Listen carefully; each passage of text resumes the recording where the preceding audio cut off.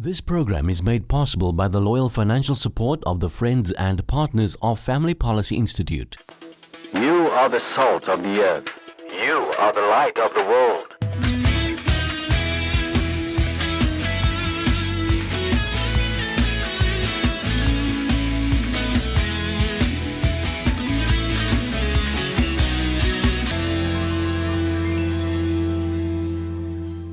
Good evening and welcome to the program. Thank you for joining us. Tonight, we're going to be talking about the draft health regulations that's got a lot of attention in South Africa.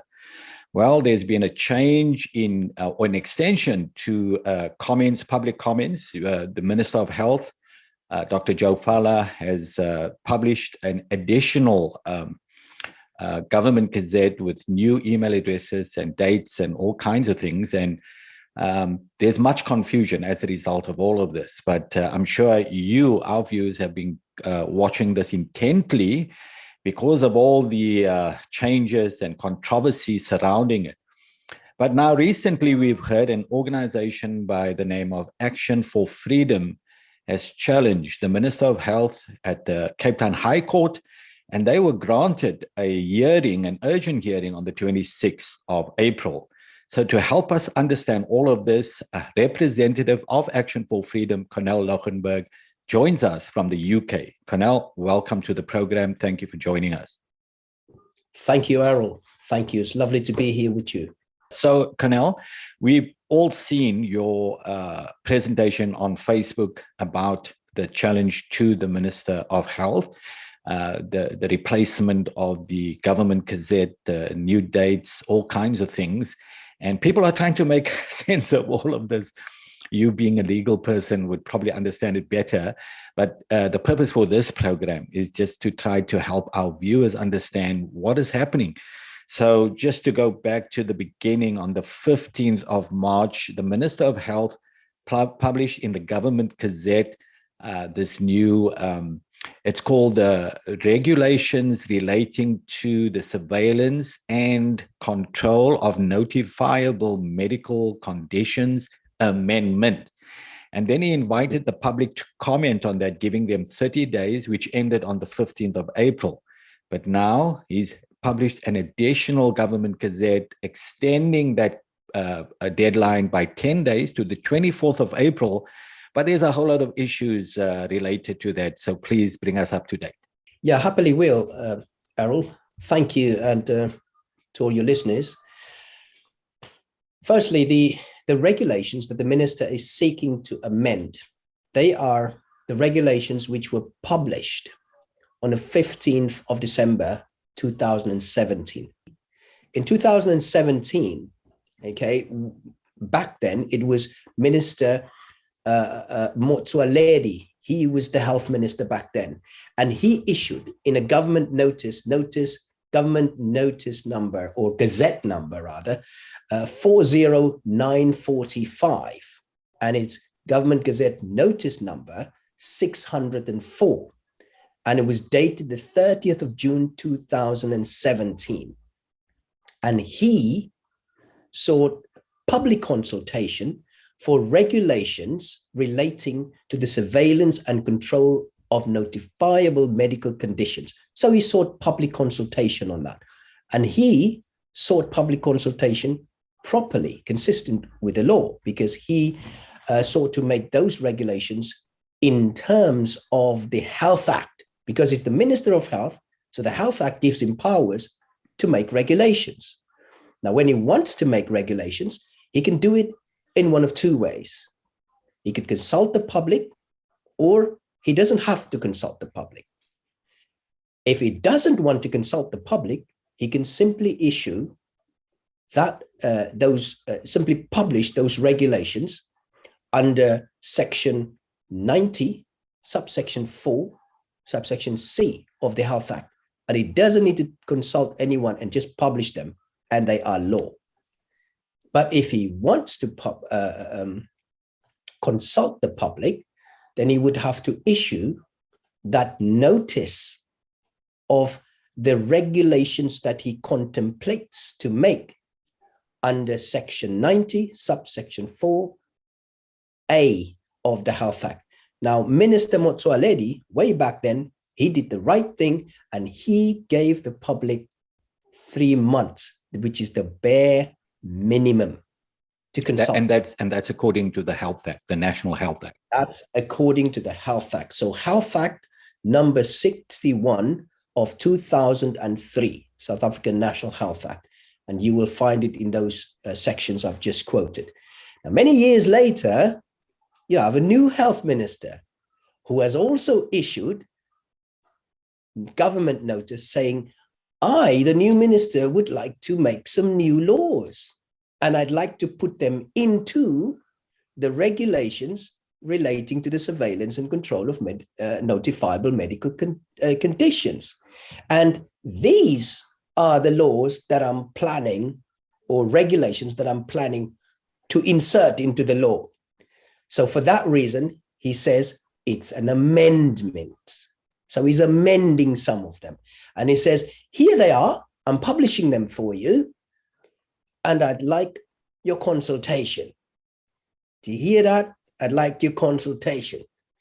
So he issued, firstly, on the 15th of March 2022, he issued the first notice under Government Gazette number 46045, under the following notice numbers: 187, 1877, 1878, 1879, and 1880.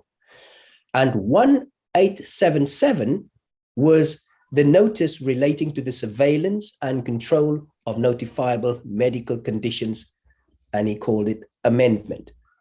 And for that, he invited the public to give comment.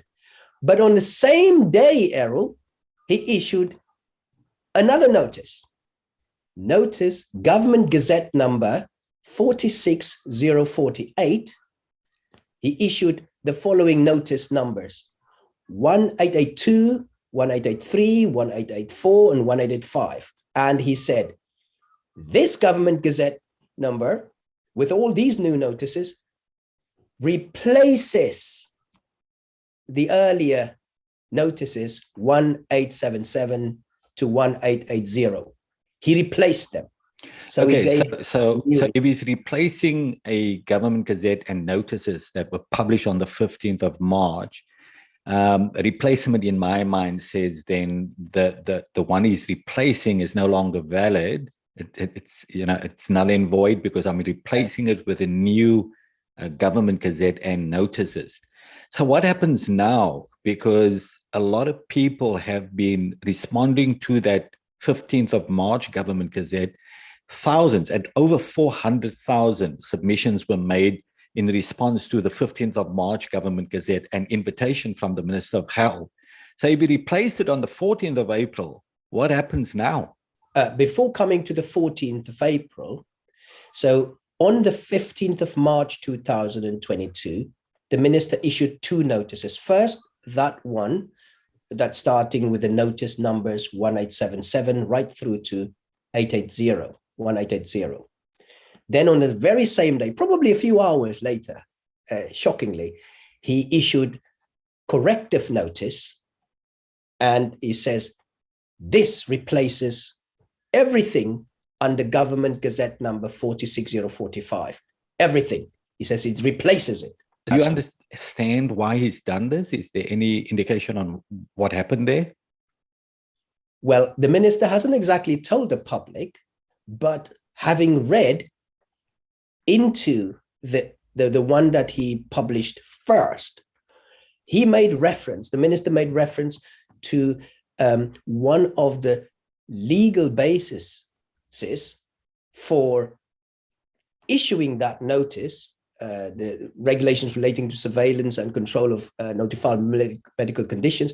He referenced Section 3, subsection 2 of the international regulations relating to the control of I think notifiable medical conditions. Yes.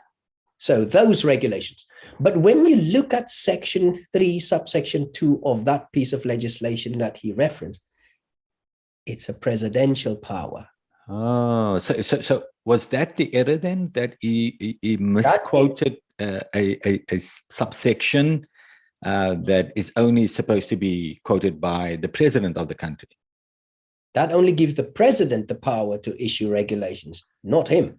That in itself is a questionable insertion and legal grounds or piece of legislation he relies on, or that he now asserts gives him the power to make the following regulations.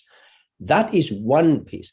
His real reason as to why he had issued a new notice, he hadn't specified to the public. And I wouldn't speculate on why he had, but I can tell you, you can go and check out that international regulations for yourself, and you come to section 3, subsection 2, and you see, the state president. Who is the state president? It's not Joe Fala. So do you think he then obviously recognized that he made a mistake, and so said, oops, let me republish another gazette with the new notices and correct that? So he's corrected and quoted the correct subsection? He might have, and it might explain why he called the new notice correction notice and then replaced all of that. What exactly he was correcting, he didn't specify, and to date hasn't specified. Now, when you look at those notices, the new ones that are now replacing the ones that he just did the day earlier on, there is an assumption in some circles that the notices are the same. Actually, Errol, materially they are different, and I'll just touch on 2 points how they are materially different. Notice number 1877. That one is the regulations relating to the surveillance and control of notifiable disease amendment.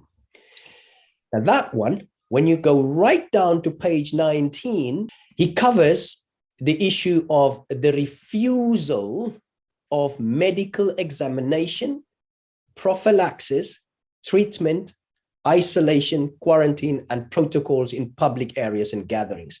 So that heading, okay, and it basically deals with, that you wouldn't be allowed to refuse. You can't refuse medical examination or even prophylactic treatment or treatment in itself, or to be isolated or to be quarantined. And then and he also prescribes particular protocols when you're in a public place or in gatherings. Say, for instance, they literally prescribe what category of person, and I use the word advisedly, category of person, because they've got this new, and how many people can be in a place. So these are the suggestions. In the first notice that he issued, he doesn't elaborate. There's no elaborate talking about that.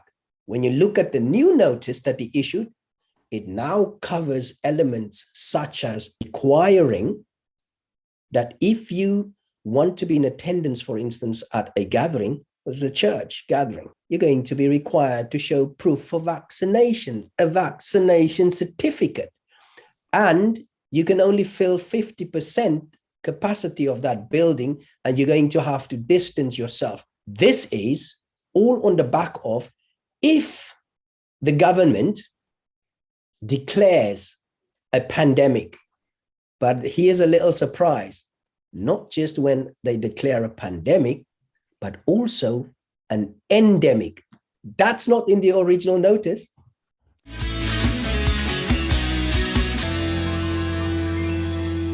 Welcome back to the program. I'm speaking to Cornell Loggenberg of Action for Freedom, an NGO that has taken the Minister of Health to the Cape Town High Court, an urgent application that will be heard on the 26th of April concerning all of these issues that is explaining the publication of government gazettes and notices that have been changed and subsections that have been incorrectly stated and all kinds of things.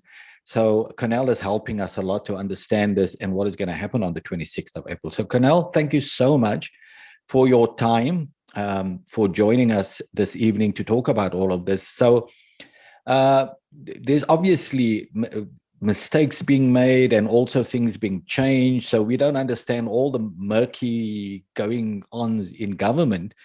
And you trying your best to explain that. So you've challenged this, the Minister of Health, you've challenged him in a court case that is going to be heard, an urgent court case. It can be heard on 26th of April, as I said, in the Cape Town High Court. So what is the thrust of your argument? First of all, when the minister issued that notice on the 15th of March, we spotted that there was clearly an error in the minister's notice. So what we did was we wrote to the minister. We wrote to him and offered the minister to look at his notice and to correct it.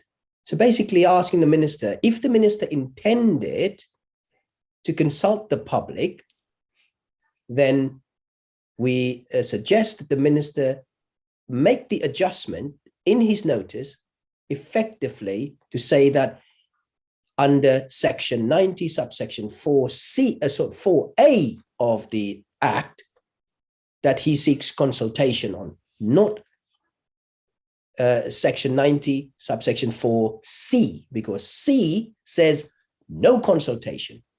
And then it says, if you contemplate consultation, it's that which is contemplated in A. And we say to the minister that he's giving the public 30 days.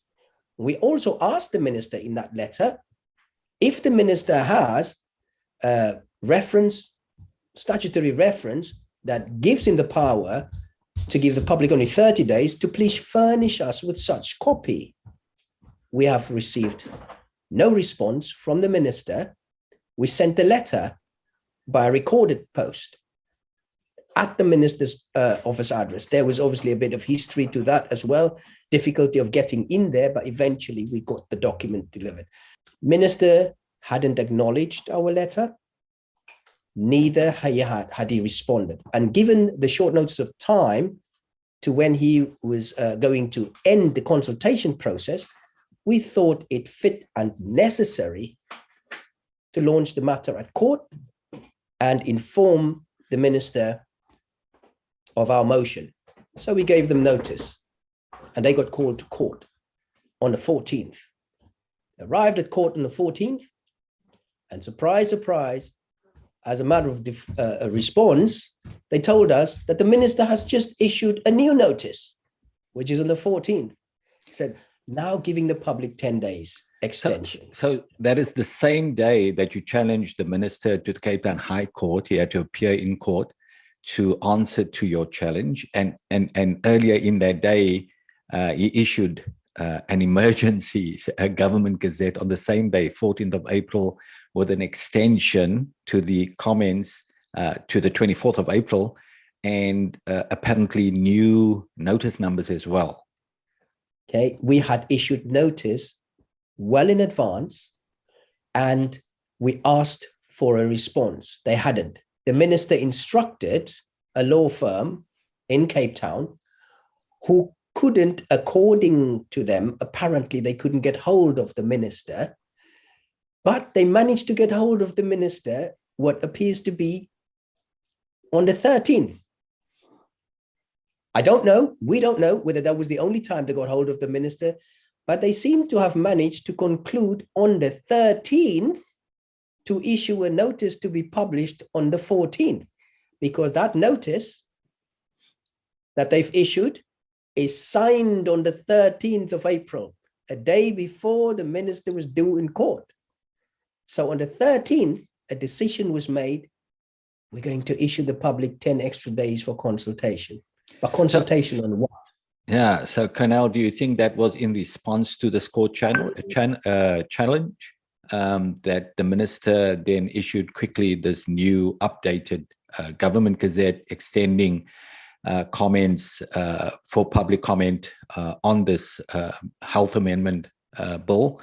Do you think that was the extension, the reason for the extension? Because the one thing I can tell you, we've been working to alert the public, and so have other organizations, about this draft regulation, health regulations.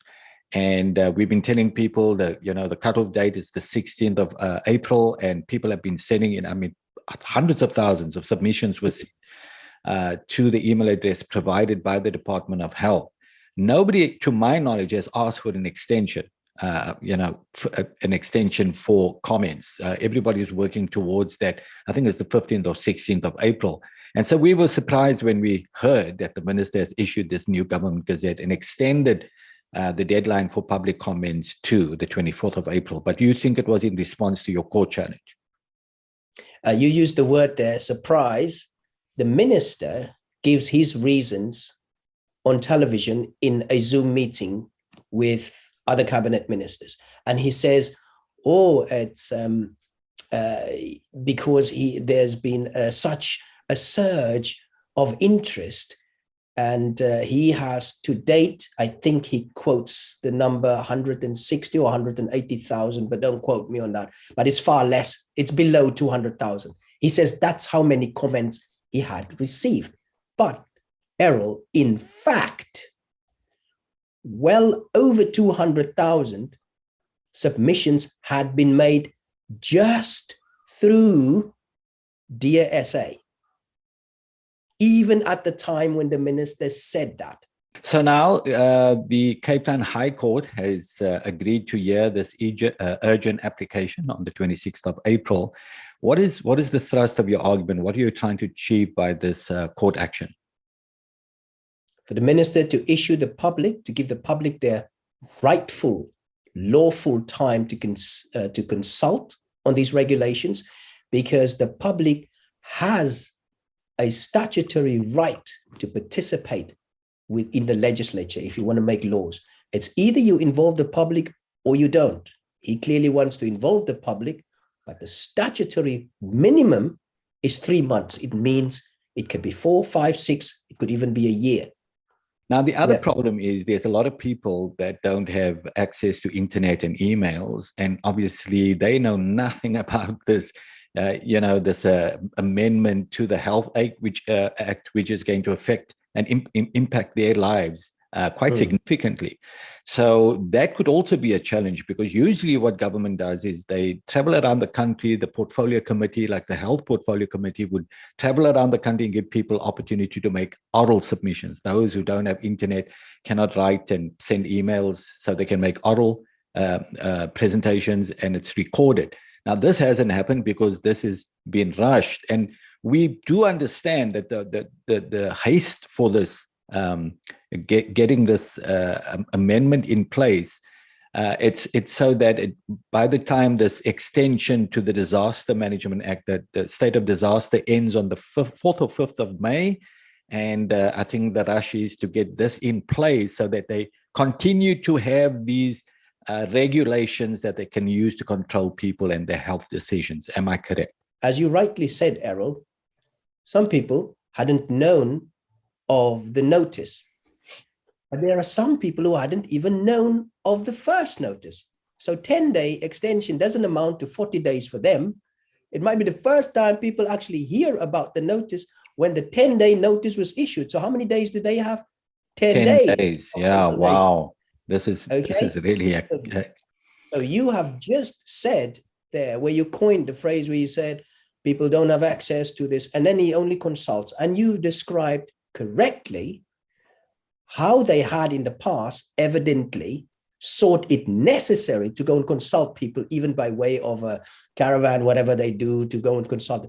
But even so, if everybody in the country knew about the original notice plus 10 days, it is still not fitting of the lawful requirement. Yeah. So, Cornell, interestingly, I've waded through thousands. We put up a site called SA Public Speaks, and thousands of people have made submissions through that site. And I've just gone through some of it. It's over 70,000 already. And just about 100% of people are dead against this amendment. This regulations relating to the surveillance and control of notifiable medical conditions. People are upset about it. People are freaked out about it because it grants government too much powers, even in ordinary times, to control what people take and enforce mandatory vaccinations and isolations in state-run facilities and all kinds of things, even the surveillance of people suspected of being infected. So people are against this. So what do you think is going to happen here? Is there going to be a court challenge against this gross overreach of power, do you think? That, Errol, would be an inevitable necessity for the protection of people's rights as they foreseeably and evidently in people's responses are being suggested to be overridden. Talk about just the site that you had set up, where you had 70,000, just at that point when you last checked, submissions. Question must be asked, what exactly has the minister got in place to read every single one of them 70,000 submissions? What has he got in place? Yeah, correct. Now, that's just your 70,000, right? What about the 200,000? How long does it take to read these? Who has the minister to filter these? What discussion process is taking place? Has the minister got a committee set up to look at this? What is the period of time that this committee or people are looking? Are they qualified to assess those written submissions? Yeah, and apparently it all has to be done by the 4th or the 5th of May because they want these new regulations in place when the extended state of disaster regulations come to an end or expire. So this is crazy, Cornell, when you think about all the aspects, the things that you're talking about. And unfortunately, we've run out of time, but perhaps I can have you, after the court action on the 26th of April, I can have you back to talk about all of this. I'm going to put your email, your website address on the screen right now, actionforfreedom.com. And if people want any further information, we're going to invite them to go to that website to check it out and how they can help you, get behind you, pray for you, and even donate to your efforts to stop this, what I believe is a gross overreach of power by a government that is not trusted and shouldn't be trusted to be granted such extraordinary powers permanently. I think this is crazy, and it's only the people that can stand up and speak out to stop this. So Cornell, I want to thank you for the great work you're doing, for providing us with such useful insights. And we pray for you guys on the 26th of April that you will win this case and stop this terrible overreach of power by our government.